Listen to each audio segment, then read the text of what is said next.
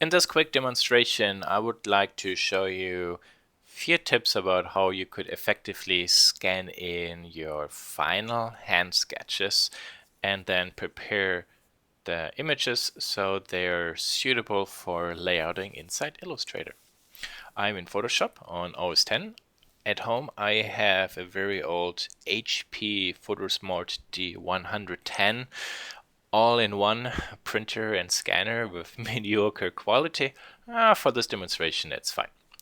So to scan in Photoshop, we can go to File, Import, and then Image from Device.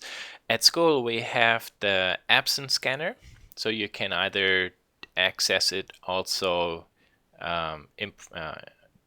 through Photoshop the same way, or you, in case that doesn't work, use the Epson scanning software that's on the desktop. To find it, you can go to Spotlight, so you click on the glass and then type in Epson scan, and actually the software in that case should pop up. Since I don't have the scanner here at home, I can't show you it. But the values, or not values, the settings we use are basically everywhere really the same, because scanning is quite the same in every software. Okay, so let's go to images from device. There is my PhotoSmart, and the scanner is warming up.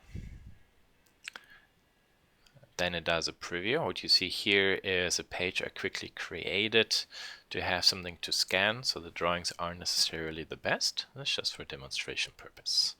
Okay, all these frames I delete. And inside this preview, I can draw a selection around everything here. Okay, perfect. So let's talk about the settings. Color, we want colors. Amount of colors, well, the more the better, because the more colors we have, the more we can adjust.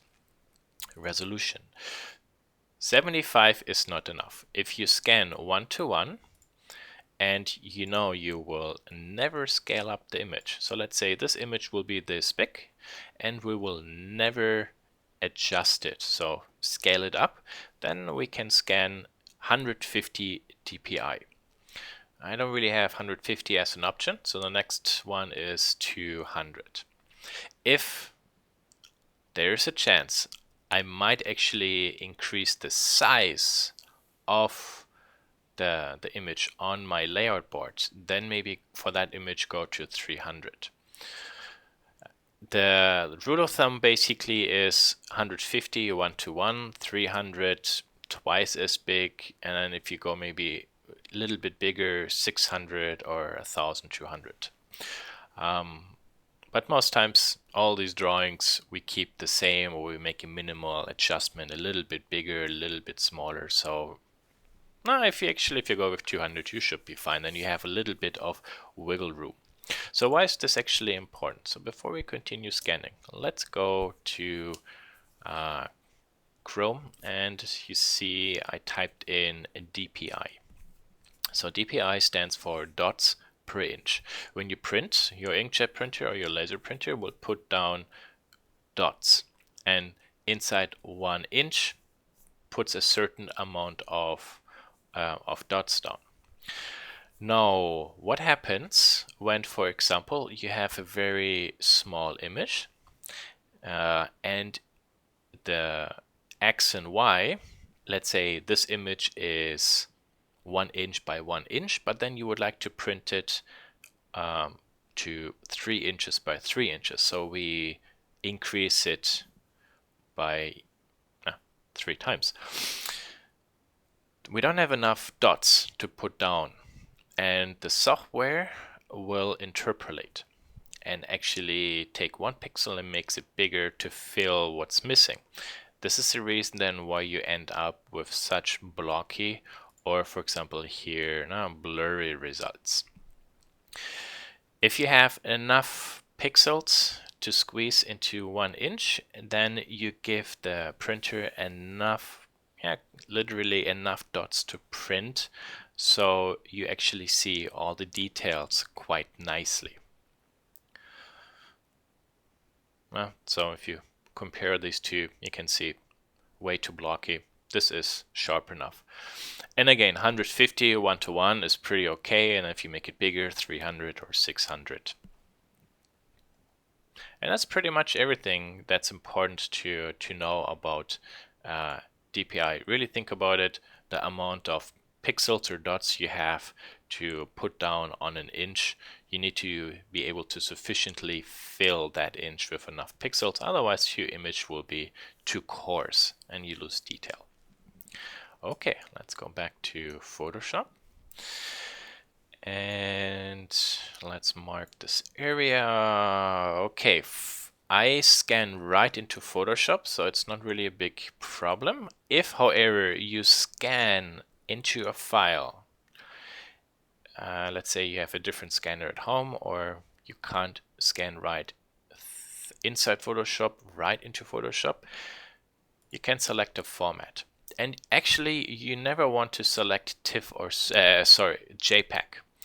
JPEG, for two reasons, is unsuitable. First, it does not deal with transparent backgrounds, so that makes it useless for our case. And JPEG also has a compression built in, and that will add artifacts. And over time, if you save and save and save and save the same file as JPEG, the image quality will degrade. PNG and TIFF are better options. If you just do a scan, PNG is fine, but just in general, try to use TIFF. Both actually offer transparent backgrounds, but with a TIFF also you have layers, something you don't have in PNG. So TIFF, or if you can save right into Photoshop, that works as well. Here in this case, you see I scan right into Photoshop. So I have everything set, 200 dpi. Let's click scan.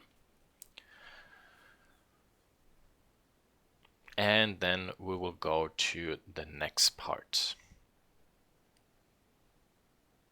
So you can scan if you have a bigger page, multiple images all at once, and then step by step we will cut certain parts out, paste them into a new document, touch them up and save them. Okay, perfect. So first I have to maybe rotate this image there, 90 degrees counterclockwise. That's good. And you see here it says background. I have this lock.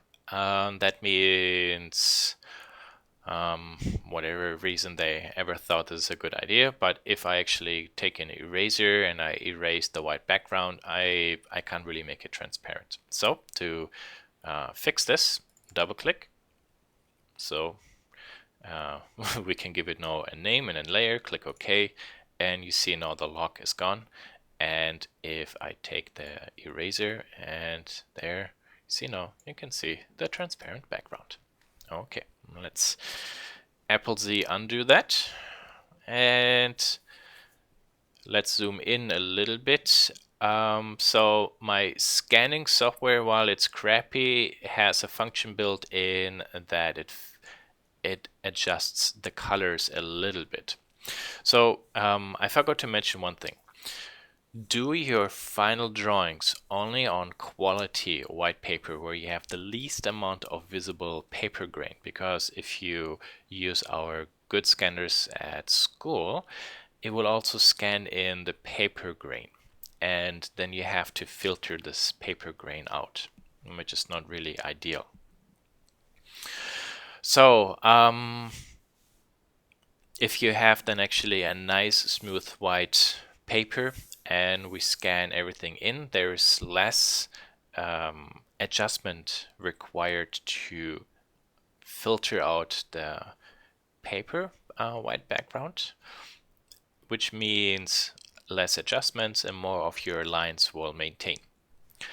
Okay, so what's the next step?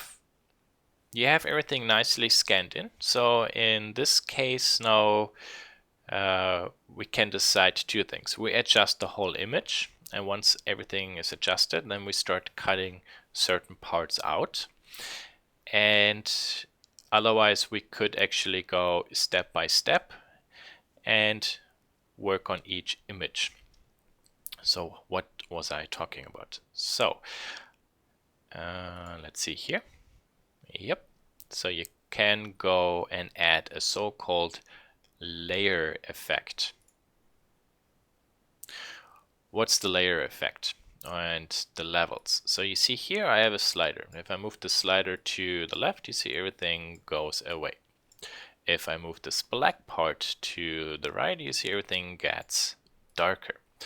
So what you see here is called the histogram. It shows you pure black, how many pixels quantity-wise are black, how many pixels quantity-wise are medium gray, and white. And I actually have a lot of white and bright white values, which is why everything here dips up a little bit. And when I move this one slightly to the left, let's say to here, this is actually normally mid-gray. I say everything inside my image from white to mid-gray set equal no pure white. And that's the reason why a lot of the bright gray and white tones are gone now, because I overrode them all to be white. So if, for example, I do the opposite, you stay there. I move this one in to the right. So now I set everything from black to mid-gray be equal black, which is why all these lines got a lot more contrast, because kind of like dark gray or medium gray lines are now equal black. There you can see how this adjusts it. I hope this makes sense a little bit. Think about each image has from black to white a certain amount of tones, and then we can clamp or compress it and set. If we move this one down, let's say to here, everything that's in this area, the bright tones are all set equal white. So where is this actually useful? When your paper is scanned in as well, it's probably very bright. And with this effect, we can actually say all these paper colors set equal white, and we just blow them basically out. Okay. And let's close this one. So this is kind of like step one. And you have to be careful with it. And you see some of these lines are actually clipped out. Okay. So let's go to step 2, color range. We can use now color range to, I would like to select this one and this layer. Go to color range, because now with color range, we can click on this white background, and then we have fuzziness. We can slide this around. And with the slider, we can actually define now, when I sample a color with the eyedropper, how many tones similar to the tone I selected will be selected. So you see here in this case I selected everything that's white. I could also maybe click on the black line and then decide, well, everything that's black. And there you see now here in the preview the opposite. Or if I go to white to see, for example, what is selected, now we can work with the quick mask. And everything that's red is basically what is not going to be selected, and everything otherwise that is part of our selection. And this is a really great tool to simply say, well, Photoshop, select me everything that's white, because in our drawing, probably that's just the paper and we want to get rid of the paper. So we click OK, and there we see now everything is selected. Okay, so one now could say, well, we can press the delete key and delete everything in our drawing, but then everything is gone, and that's not really what we want. So what we can do is undo that, and with this selection created, we can go back to the layers. By the way, layers you have there, and then we will add a layer mask. So there's now the layer mask, and you see the layer mask is, think about like a black and white with grayscale tones, and everything that's white will be opaque, and everything that's pure black will be transparent. And our layer mask is inverted, which makes our background paper be visible and our drawing is transparent, not really what we want. You see, you can click on these different elements. So I click on the layer mask.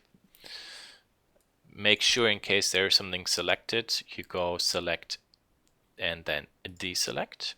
And then we go to image, adjustment, and we go to invert. See, now this inverts everything. And there are now our drawings. Perfect. So now what we could do is the following.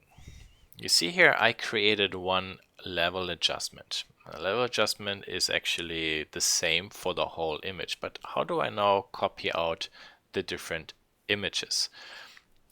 They're currently a little bit difficult to see, so I created a new layer, and you see you can actually drag layers up and down. I would like to fill this with a white background, so I press D on the keyboard, and then I click on these two arrows to flip foreground and background color. I want the foreground to be white, and then I go to the paint bucket and fill this layer with pure white. Now it's easier to see.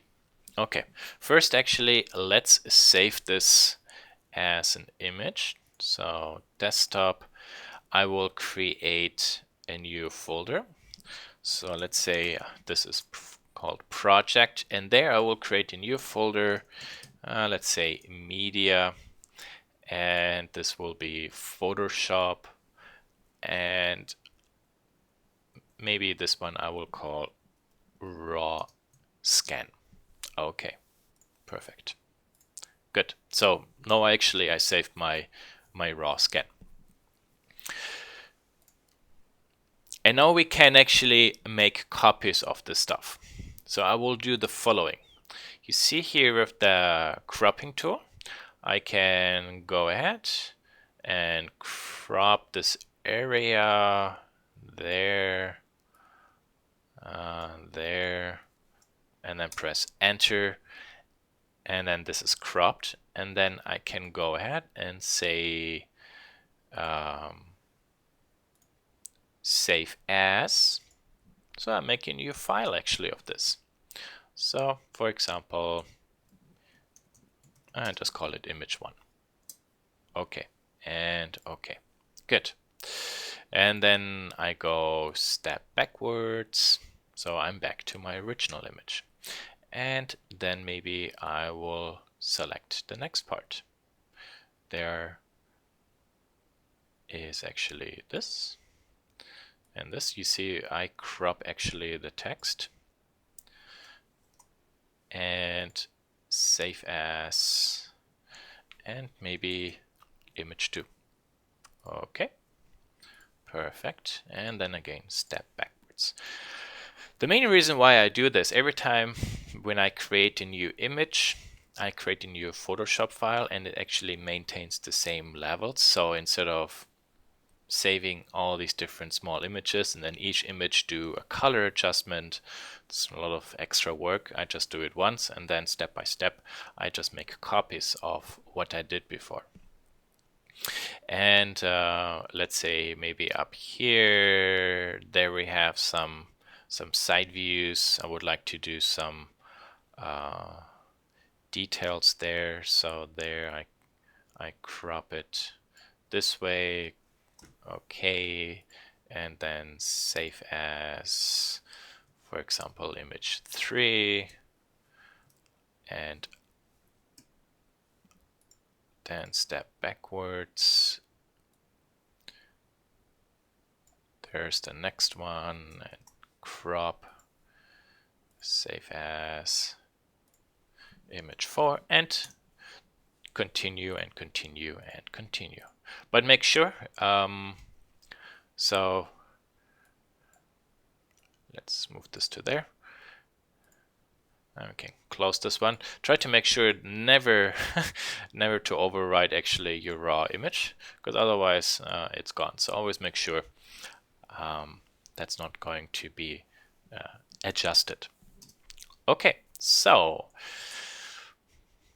what we can do then is actually go to the individual images and take a look at if there are certain things we have to clean up. So for example here you see there is this stuff. We can actually go to the layer mask and then go to the brush. Now we would like to use black, pure black. So if you don't have it, press D and then flip the arrow since that till black is the foreground. Right mouse button allows you to adjust the size. Hardness, yeah, that's fine. And then we just paint a little bit over this text. And you see it's actually gone. So why do I like this? Well, the thing is with the layer mask, if I disable it, you see my original image is still there. So I did not erase in this image. I simply created myself, let's say, a black and white mask that tells Photoshop what to show and what is transparent. And then I can save this and quit it. Okay. Open. Let's see, where's another image? There's a small arrowhead that needs to get out. So black and white there. Okay.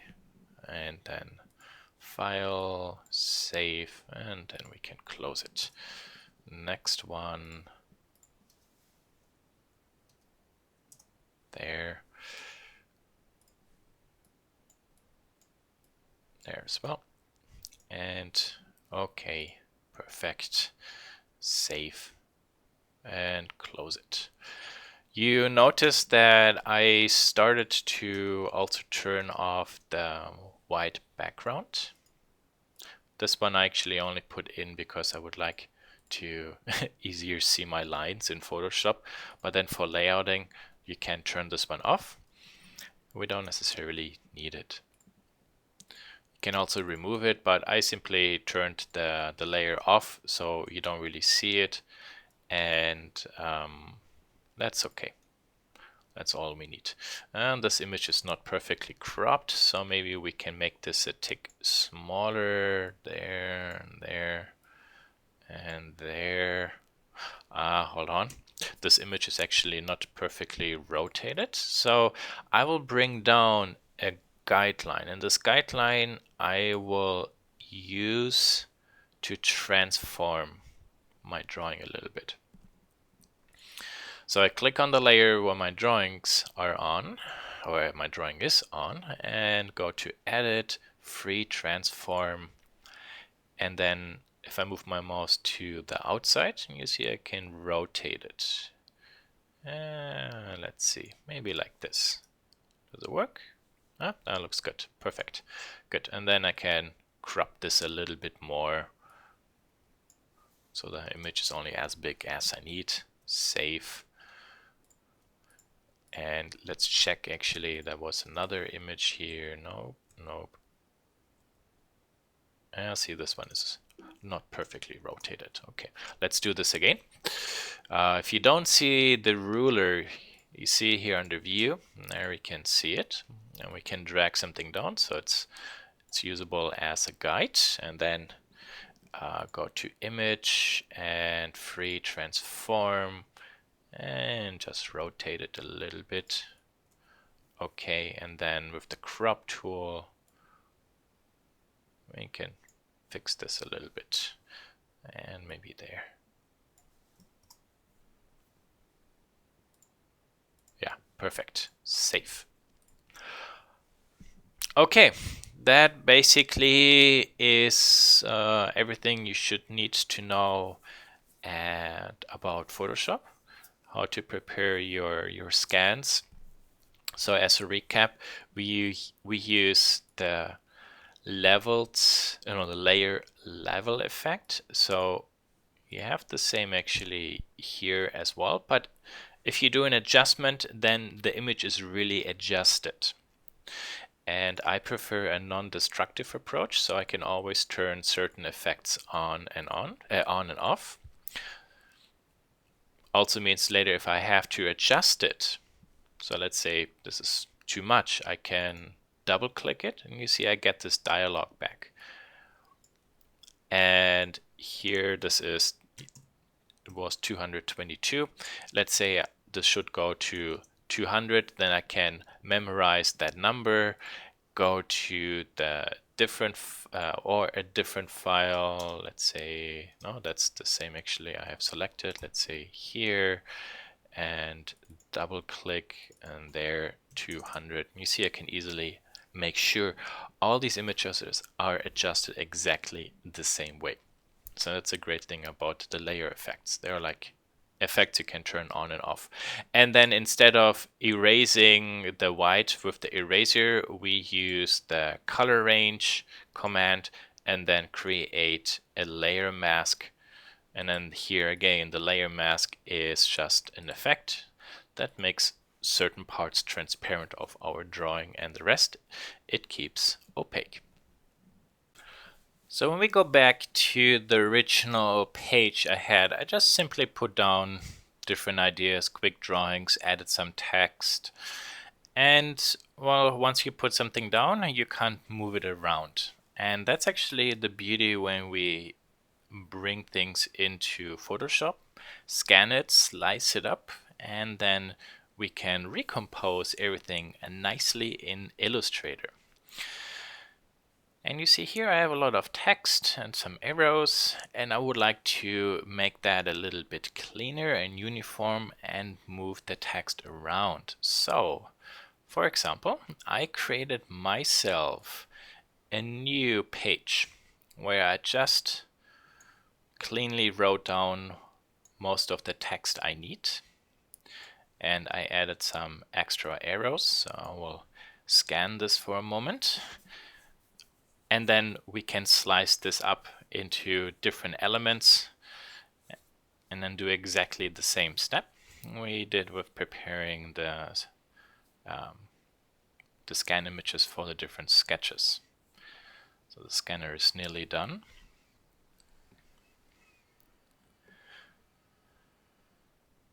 So here I have to rotate this one there, and let's zoom in a little bit and let's talk about what we have. So first you see I created some lines to write on it. So this is actually quite useful because it makes sure that you have at least a baseline and that is straight, and then your writing will be nice and even as well. You can also add a line on top, based, for example, here, based on how you would like to do it. You can also later erase this line, or you can draw this line really thin, so during the scanning process it actually might be clipped out. Or you could keep actually the line as kind of like a graphical element. You will see in a lot of sketches they keep this, the baseline or even two lines. This frames a little bit the text. So how you do it is up to you. But you see that this looks dramatically cleaner than all the craziness here. So that's a very easy way to quickly get some order into your parts. So I will go ahead and, for example, save this one first. So let's say we call this one desktop project media, and this is actually raw scan text. There. Nope. Save as Photoshop. Wah, wah. There. Raw scan text, and please inside media. There.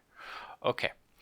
Because now I can go ahead and do the same again. Here we have to adjust this, so Control T, rotate it, so this is actually a little bit more lined up. Okay, so the box now seems to be good, but the rest is not good. So I can actually, oh, whoa, whoa, whoa. I actually forgot one step first. Huh, I forgot to make the background transparent. So let's do this quickly. So here, quick repetition, the layer effect. I would like to get the text a little bit crisper. Cut this out a little bit, okay. And then color range for the white, okay. Selection inverse, I can do this also, and then actually do my layer mask. And let's fill the background. There we are. Okay, and let's save this one. Good. So this is saved, and now we can go back to where we were before. Crop this, then we have to rotate this.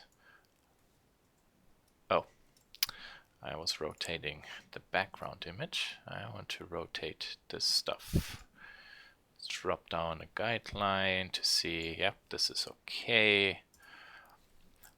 I would like to move this guideline down to see how the text is. The text, as you can see, is slightly rotated, so I can select with the selection tool this part of the text, go to the rotate command, and then rotate it. Let's see, that's fine. This is fine. Okay, perfect. So now we can save this. For example, text 1. Okay, and then we have to do some step backs till we're back there. Actually, here. Step forward, so white background. Okay, so you see, for example, there we have those arrows. I'm going to save this actually as 2 images. So one image maybe like this, just a little bit bigger. Okay, and this has to be rotated a tick. So maybe like this. Okay, and then let's save this. This will be arrow large. Okay, and then step backwards, and then we actually do the same now with this other arrow. There, let's make this a tick smaller, go to the image layer, do the rotation. We can center actually the arrow a little bit. Okay, the arrowhead is kind of terrible, so we will do a little bit of adjustment here because this arrowhead definitely is wrong.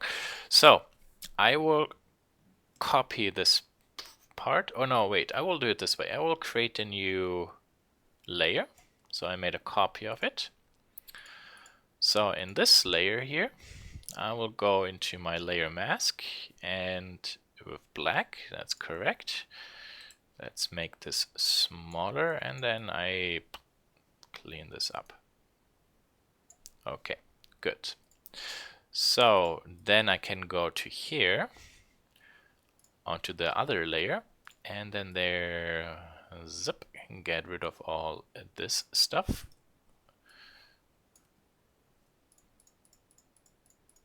And there. Okay, and then now this actually I have to rotate. So I can select the complete layer, Alt T, or I think on Windows this will be Control T, and on the Mac it's Command T. And I will see, yeah, this actually looks okay. See, the midpoint of this line is vertical, and the center point it's all lined up. Perfect. Place it, turn the other layer back on, and now we can actually move this layer around and perfectly position that arrowhead. And if the arrow keys on the keyboard, we can position this perfectly. Turn this off. There. So you see, if your initial drawing is not perfect, not really a big deal. We can adjust it in Photoshop. Obviously, if you do, if you do a nice cleanup from the beginning, then you don't have to do all this cleanup. But if you overlooked an issue, not a big deal. There. So this now we save as arrow small. Okay. Close this one and open the text drawer there. Good. So that is all done. I will pause the video because I have to process all the other few lines as well, and then I will be back. Okay, now, so I have prepared all the text into individual images, so we can actually quit Photoshop. Let's go to Illustrator. Make a new document. This will be a single page, so we could go to letter, orientation, landscape. You can select the unit system you would like. I go with millimeters and click OK. So then this is basically your page. You might actually ask yourself, well, why did I create this folder project and then the folder media and copied all the images in? And this will become very important now for asset management. First, let's save this file. Let's go to project, and let's say I will call this one layout. And click save. And OK. And then I will go to that folder. Where is it? There, project. Okay, so here we have the Illustrator file, and we have the folder with all the images. Now, all these images we can actually link into Illustrator, and linking means it will take this image and show it somewhere on the layout. So we do not actually copy / embed the image, we interactively link it. The advantage of linking versus embedding is when you embed it, the size of the image, let's say how big is this one, 920 kilobytes, will be added to your Illustrator file. And Illustrator file grows a lot. Not very good. Plus, if at one point you want to adjust this image, it's embedded inside the Illustrator file, you can't touch it anymore. If the image is on your desktop or inside this project folder and it's only linked in, then whenever I adjust this image in Illustrator, it will update it.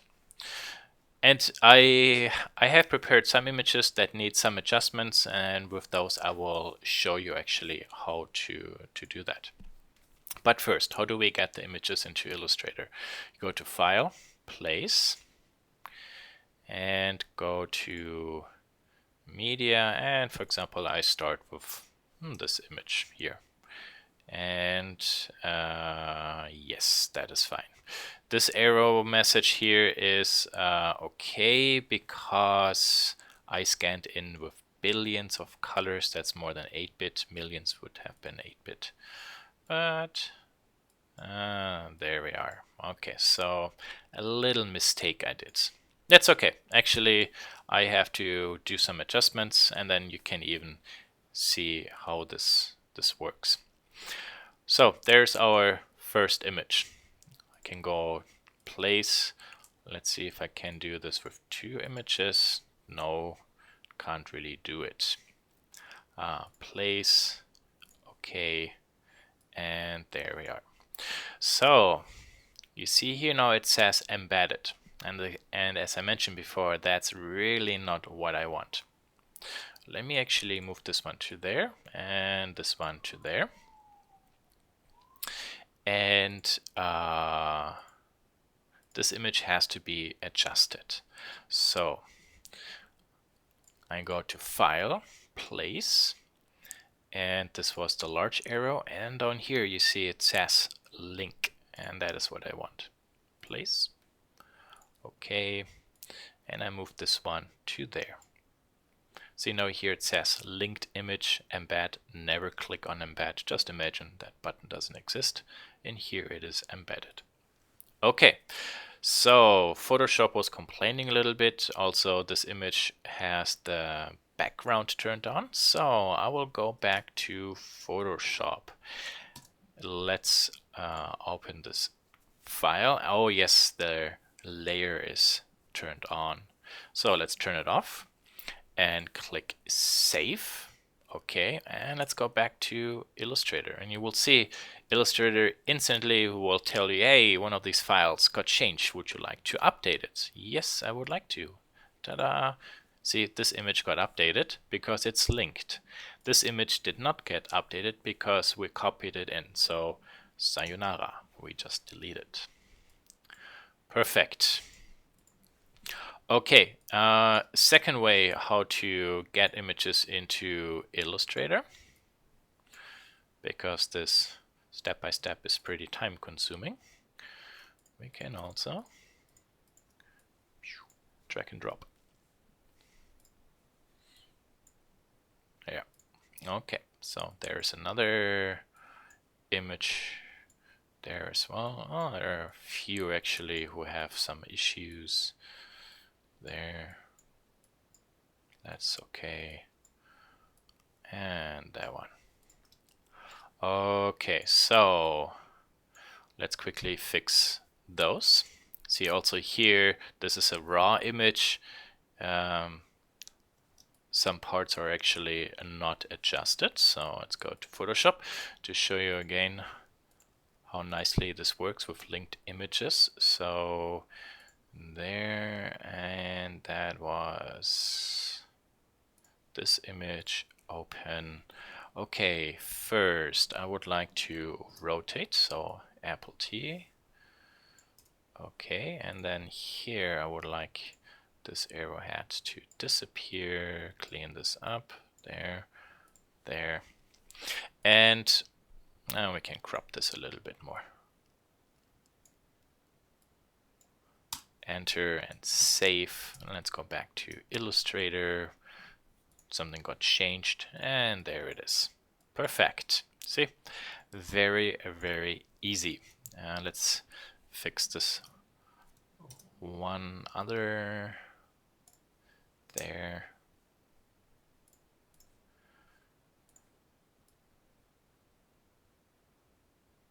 There, that's gone and gone and gone and gone. Okay, we should rotate this a little bit and crop this better. Okay, and save. Let's go to Illustrator and adjust it.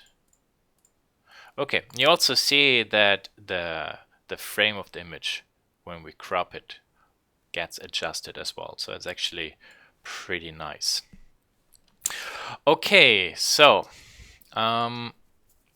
that's basically the way how we can get everything into Illustrator. You also see here when I from the desktop drag these files into Illustrator, they also will be embedded. So let's really quick way to get, sorry, they will not be embedded, they will be linked. So this is a much better way than using that silly place single file approach. Just select everything and drag it over and you're done. So now let's talk a little bit about using Illustrator to layout stuff. And maybe we should turn our layers on. There, layers. Okay. So with layers, you have a layer and you have all these different elements. Oh, what's this? Let's drag this one out. Okay, that was a group. Okay, in the layers, we can turn the visibility of selected objects on and off.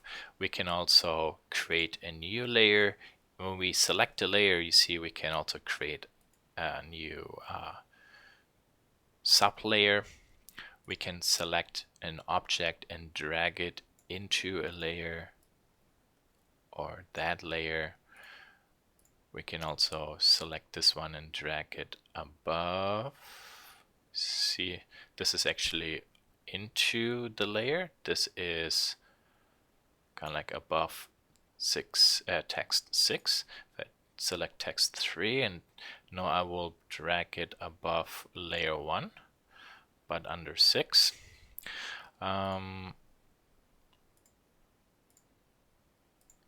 We want to get these out, so we can select with Shift all those, click and drag them to there. So let's say we will adjust everything based on text. Let's just do this as an exercise. Arrow and, for example, image. So text and text. Zack. There are the arrows and there. Perfect. Okay, and you see when you click an object in the layer, it does not really select the object in Illustrator, it just selects the object inside the layer. If you want to select the object inside your drawing area, then click here. And with Shift, you see we can even click multiple objects. Huh? Okay, so let's move this a little bit to there. And all the text for the moment and the arrows are a little bit irritating. If I click on this one, it selects the complete layer and thus all the text images inside. So also here I can move this off the board, and then I will for the moment bring in all these images. And the main purpose right now is I would like to show you quickly how we could use Illustrator to redesign actually this layout we had before. Let's say I like the original sketch I did, and I would like to use this as a reference. So I could actually bring in the raw scan for my backdrop there. Yeah, it's okay. Put this one onto this page. Okay, and this image is way too visible, so I will adjust the transparency a little bit. With this image or layer selected, we can go to transparency there. Transparency we also have there under window. And then we set the opacity maybe to 20. So it is in the background. I don't want to be able to select this layer, so I lock it. See, now I can't select it. Okay, so perfect. Now I can go ahead, zoom in a little bit, and for example, rearrange everything a little bit the way how I had it before. So this goes to there. This one was down there. Where's this piece? I think that was there and there. This one is there and there. This one was roughly there. Okay, this one goes to there. Okay, good. So Layers. I need layers there. I would like to hide this one though. Okay. So everything what we do in layouting is about storytelling. Now, how does something look good, or where do we want to focus on? So let's say this image here is my most interesting image. And now the question is, how could I maybe do an arrangement so that the rest doesn't look so randomly crazy, but maybe everything looks a little bit more organized. And I will create a layout that focuses around this drawing, but more like a circular, or around a circular path. So I draw this line. Here I switch the fill and stroke, and the stroke color I double click and say maybe red, so I can see it all the time. Okay, good. So now I can actually adjust everything here a little bit more so it makes more sense. There, okay. Let's show the rulers, because with the ruler I can bring in some guides. So this guide and the arrow key, you see I can line up these drawings. Also, this one maybe I bring over to there for the moment. Let's zoom in a little bit because I want to see if this drawing is actually too big, and it feels a little bit too big, so I scale this one down. When scaling, when you click on this corner point here, you can scale and distort, not really what you want. Click on this corner point and then hold the shift key, and then you can scale proportionally.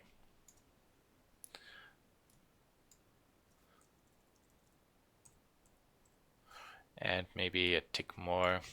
Yeah, okay. So, and then this one maybe I bring to there.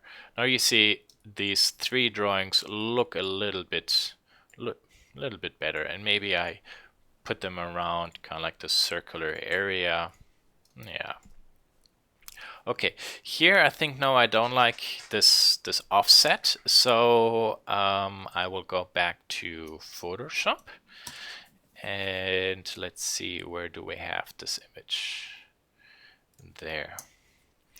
And I will crop this. Okay, and save. Yeah, and then undo it, and then we go to this one and say save as a new image. Oh yeah, crop. Image 9. Okay, good. Let's go back to Illustrator. Yes, please update it. Ooh, way too big. Not a big deal. We have to adjust it. Layer, oh, image 9. Where is it? There. Okay, good. So now this one we can scale a little bit and bring this one maybe to there. This one maybe to there. Okay. Yeah. So here I have an object. Let's see if I put down some guidelines. Can I maybe even this out a little bit? This maybe should be nicely centered. This now maybe we make a little bit bigger. Could bring this a little bit up. There we have maybe this. So let's say if I bring this to there and I bring this to there, you see this object and this object, they have the same position. Let's see, maybe here and there. I line those up. Okay, so let's hide all the guides because I don't want to see them. And this circle I delete. That was only visual helper. And let's take a look what we have. You see now, it's really all about order. And is there something you really want somebody to focus on? Let's say here this bigger center drawing, and then all these things we have outside that are supportive. And if, let's say, go back and show the other original sketch. Here, let's actually move this to the side.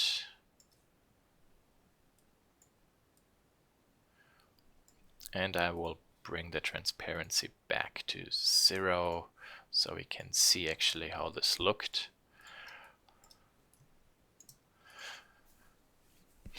The right side has a little bit more content, but you see it is a little bit crazy. You don't really know, is there an order or something? And here it is a lot cleaner, more logical. And now we can actually go ahead and add, for example, our text. So let's go to there, lower side. So where is lower sides? There.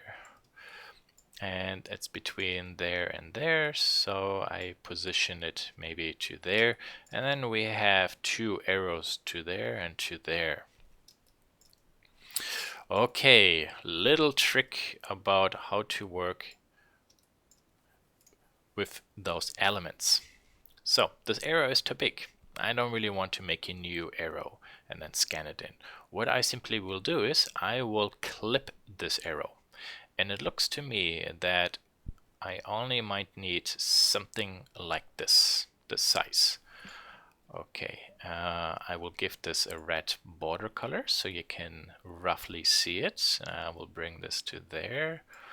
Okay, so with this square selected, and I then select the image, I can go to Object and say make a clipping mask. And you see that this red rectangle is gone. It's invisible, and it clipped actually this image. So now I can actually copy and paste. Oh, there it is. And paste, make another copy. And then what happens if I press Alt-T? Alt-T or Apple-T in Illustrator is a character tool, but do we have the commands here a little bit different. But you see, whenever you click an object, you're in this bounding box mode. So I can click this one and then move my mouse close to there, and then I can rotate this, let's say 39 degrees. I could also go to Object, Transform, Rotate, and let's say type in 45 or stretch it there. Perfect. Let's take this one and Object, rotate, and 0, that 270. Yeah, then it actually looks down, and actually I would like another 45 there.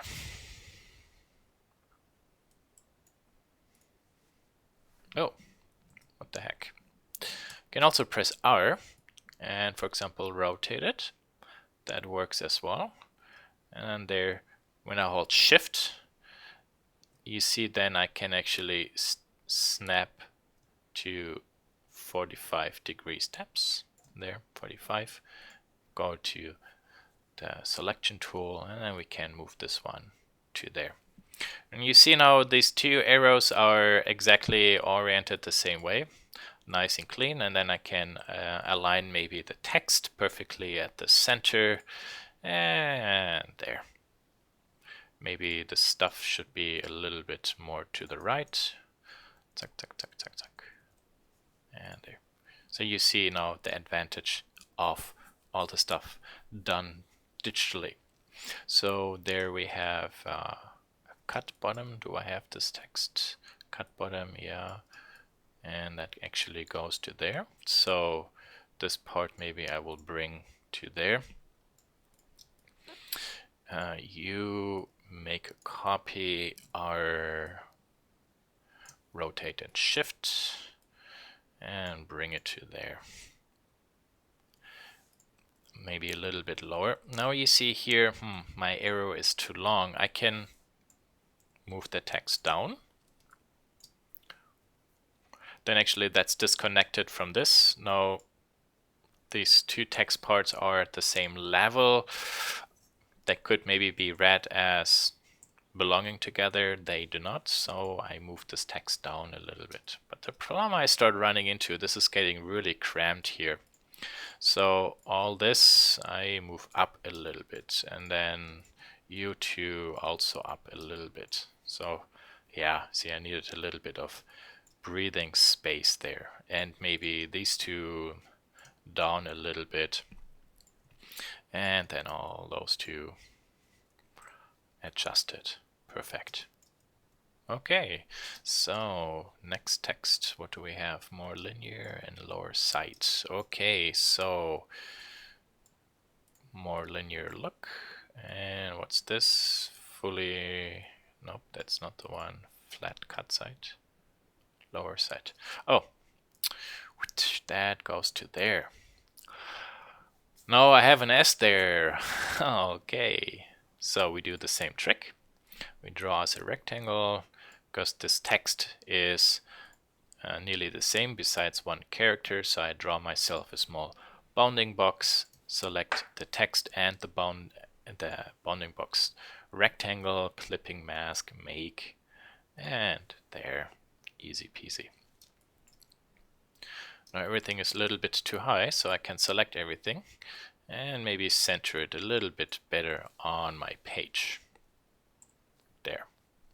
Okay, there is a small arrowhead.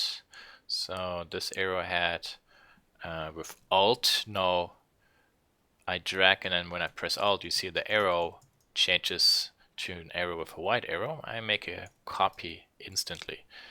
And then I can rotate this one and bring it to there.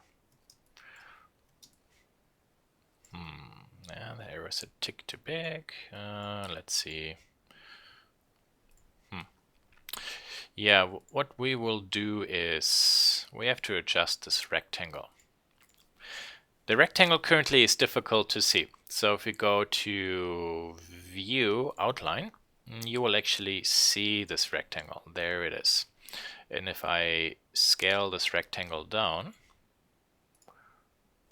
you see actually that I unfortunately distort the image. So what I need to do instead, so instead of using the select tool, I go to the direct select tool, and then I can click and then shift click onto these 2 points, and then with the arrow key move this down. So now I actually changed the proportion of the rectangle instead of scaling it, and the scaling unfortunately scaled also the rectangle. And then I can bring this one down, lower. Yeah, perfect. Not perfect because the arrowhead is kind of big, but in the sketch the arrowhead is a lot smaller.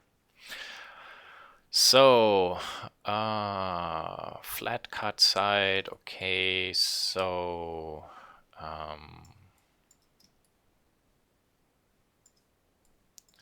we have this part. This text was, for example, somewhere, and flat cut side, that was somewhere there. Where's this other text?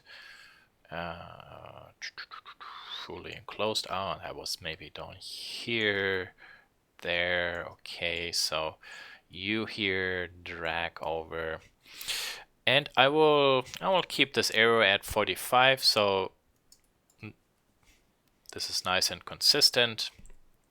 Maybe I move the text down a little bit, and in case that's not good, let's try this one out when we make this horizontal. There.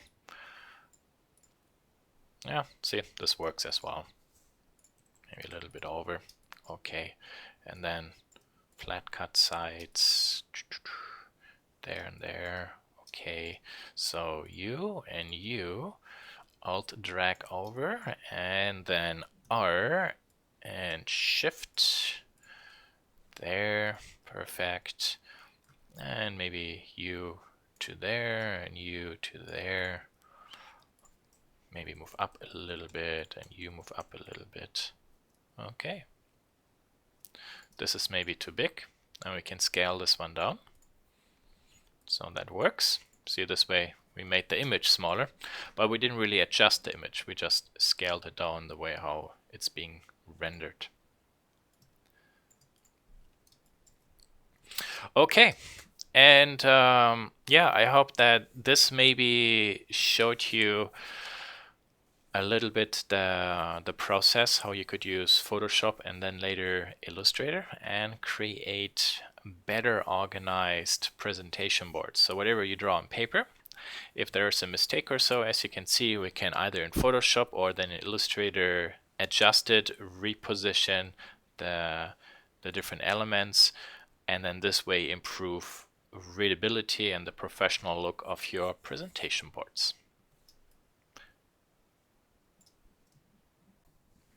The last thing that's important, obviously, don't forget to save, and I will hide Illustrator and I will hide Photoshop. Let's go back to our project. So here's my Illustrator file. You see it's only 1.9 megabytes. The media is actually already 50 megabytes. So you see the advantage of linking in the images instead of embedding it. You keep your Illustrator file pretty small. And when you would like to move the Illustrator file, you can't just move this one out, because now Illustrator would say WTF, where are the images? It can't really find them. So what you have to do instead, you have to move the complete project folder. And that includes your folder with the images and the media folder and your Illustrator layout file. If you follow this process, you will pretty much have never the issue of images being lost or links being broken, and then this way you can archive your work and always know that when you go back, you have to open a project. You just double click your layout file and it will find all your different images. Now let's say in case you renamed something or you moved something incorrectly and then you brought everything back together. Now here you see I brought my layout file back in and I renamed this media 2 folder. And let's open Illustrator, and this is what you will see. Illustrator doesn't know where stuff is. So easy peasy. Apply to all, replace. So we are looking for arrow large PSD. So we go to desktop, project, there's a new thing, and arrow large PSD there, and replace. Ka-dang! We updated all the different files or links basically. So if I click this image and go to window and links, there you actually see a preview of all the different images and the links for it. So if, for example, just to show you how this works, we will change this name. Some files are missing or modified. No. There should be no somewhere. Yeah, there. See, there is an arrowhead. So relink, go to link, yeah, relink. And we could also relink into this image a new image. And everything is fine. Okay, yeah, and I think this basically covers everything that is important to understand how to bring in your images from Photoshop, how to organize your files, and then compose everything.